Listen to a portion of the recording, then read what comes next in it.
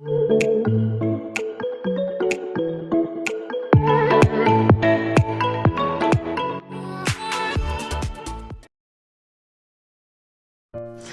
दोस्तों, स्वागत है आपका आपके अपने चैनल तैयारी जीवन की में। आज एक पुस्तक का विश्लेषण करेंगे संक्षेप में। उस पुस्तक का नाम है the richest man in Babylon, जिसका हिंदी अनुवाद है बेबीलोन का सबसे अमीर आदमी। इस पुस्तक को लिखा है आज से लगभग 100 साल पहले जॉर्ज एस क्लॉसन ने। ये अर्थ से रिलेटेड, धन से रिलेटेड एबीसीडी या अर्थ के रहस्य को बताता है कि किस तरह से कोई व्यक्ति अगर अमीर बनना चाहे, अपने जीवन में दौलत कमाना चाहे, तो उसे इसमें बताए गए, इस पुस्तक में बताए गए नियमों का पालन करना चाहिए और वो अमीर बन जाएगा। तो अगर आप अमीर बनना चाहते हैं तो इस पुस्तक को पढ़ना मत भूलिए। बहुत ही इंपॉर्टेंट किताब है। मैंने इसको बहुत ध्यान से और कम से कम 2 बार पढ़ा है, तो मैं इसके बारे में यही रिकमेंड करूंगी कि इसे आप अवश्य पढ़ें।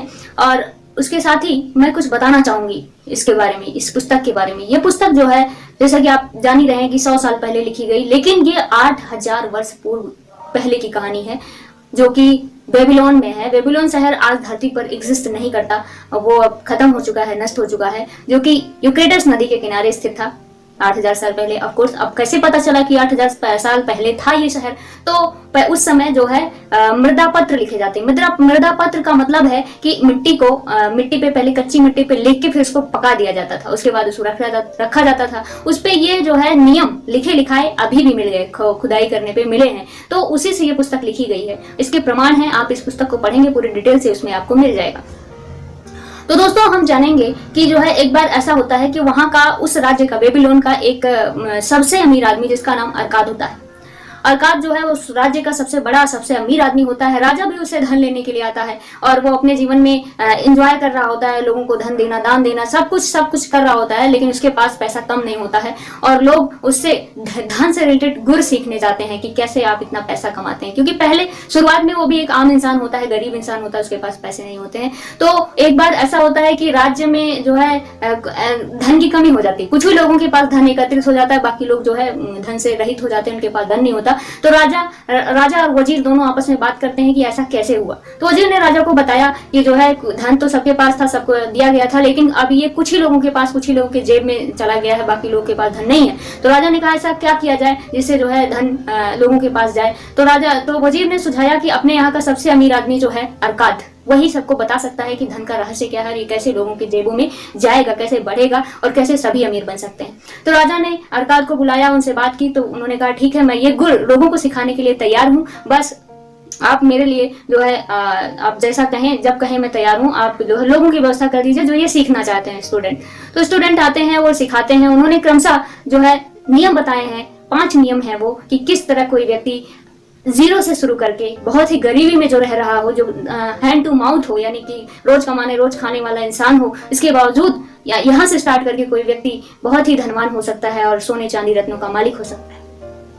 तो वो पहला सिद्धांत बताते हैं कि आप सबसे पहले आपके मन में, पहला सिद्धांत है ये, आपके मन में ये इच्छा होनी चाहिए, प्रबल इच्छा होनी चाहिए कि आप जो है अमीर बनना चाहते हैं, आपको अमीर होना है। ये आपके मन में जब इच्छा घर कर जाएगी, प्रबल इच्छा हो जाएगी आपकी कि आपको अमीर बनना है, तब दूसरी बात आती है। दूसरी बात यह आती है कि आप जितना भी कमाते हैं, 10 रुपए, 100 रुपए, 1000 रुपए, लाख, करोड़, जितना भी कमाते हैं, उसका 10% कम से कम अपने आप को दीजिए, यानी खुद को दीजिए, अपने पे इन्वेस्ट करिए। इन्वेस्ट करने का मतलब सेव करिए, उसको इकट्ठा कर करके रखिए, और इकट्ठा कर करके रखिए। भले ही दूसरे बहुत सारे आएंगे कि हमें दे दो, यहाँ एक्सपेंड कर दो, तो करिए नहीं, उसको सब स्टोर करिए, सेव करिए। आपके पास धन इकट्ठा होता चला जाएगा, क्योंकि हर महीने जब आप 10% करेंगे तो आपका एक बैलेंस बनता चला जाएगा।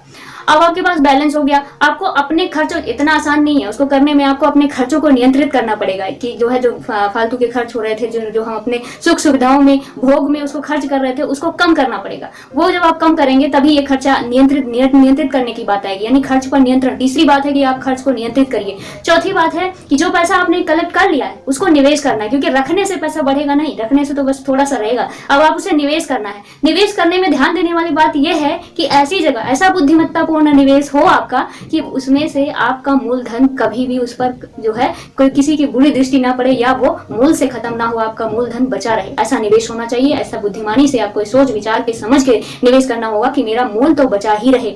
और जो सबसे लास्ट बात है कि जब आप मूल बचा है, निवेश कर दिया आपने, तो मूल के बाद कुछ तो बचेगा, कुछ वृद्धि होगी। अब वो जो वृद्धि हो रही है, वृद्धि पे आप चक्रवृद्धि ब्याज लगाइए। एक बार आया, दूसरी बार उसको फिर पलट दिया, तीसरी बार, चौथी बार, इस तरह पैसे से पैसे कमाना। यानी तब तक ये काम करना है जब तक आप पैसे के लिए नहीं, पैसा आपके लिए काम ना करने लगी। रॉबर्ट कियोसाकी की जो बुक है रिच डैड पुअर डैड, उसमें वो कहते हैं कि इंसान वो अमीर होता है जिसके लिए पैसा काम करता है, वो व्यक्ति गरीब होता है जो पैसे के लिए काम करता है। भले ही वो बहुत बड़ा मैनेजर हो, बहुत बड़ा ऑफिसर हो, आईएएस ऑफिसर हो, लेकिन जब तक वो पैसे के लिए काम कर रहा है तब तक वो व्यक्ति गरीब रह सकता है। लेकिन जब पैसा उस व्यक्ति के लिए काम करने लगेगा तब वो व्यक्ति अमीर हो जाएगा, क्योंकि अब वो सो भी रहा है, कहीं बाहर है, छुट्टियां मना रहा है, इसके बावजूद भी उसका बैंक बैलेंस बढ़ता ही जा रहा है। तो ऐसे ये जो 5 नियम है, इन नियमों को आप धारण कीजिए, अपने जीवन में अपनाइए, तो आपकी संपत्ति दिन प्रतिदिन पल प्रतिपल बढ़ती जाएगी। फिर उस संपत्ति से लोगों को दान कीजिए, जिसको जरूरत है उसको दीजिए, और निवेश कीजिए। बहुत सारी चीजें हैं धन की जिनको जरूरत है, जो नहीं इस नियम को समझ पा रहे हैं, कर पा रहे हैं, उनकी आप मदद भी कर सकते हैं। तो इस तरह से आप जो है एक बहुत ही अमीर इंसान बन सकते हैं। और ये किताब को बहुत ही अच्छे से मैंने पढ़ा है। मैं चाहती हूँ कि जो ये वीडियो देखे, जो समझे, उस हर व्यक्ति को ये किताब पढ़ना चाहिए, क्योंकि हर व्यक्ति कहीं ना कहीं अमीर तो बनना ही चाहता, कोई नहीं चाहता कि मैं गरीब रहूं। तो ये किताब कम से कम आपको पढ़ना चाहिए। थैंक यू दोस्तों, बहुत बहुत धन्यवाद।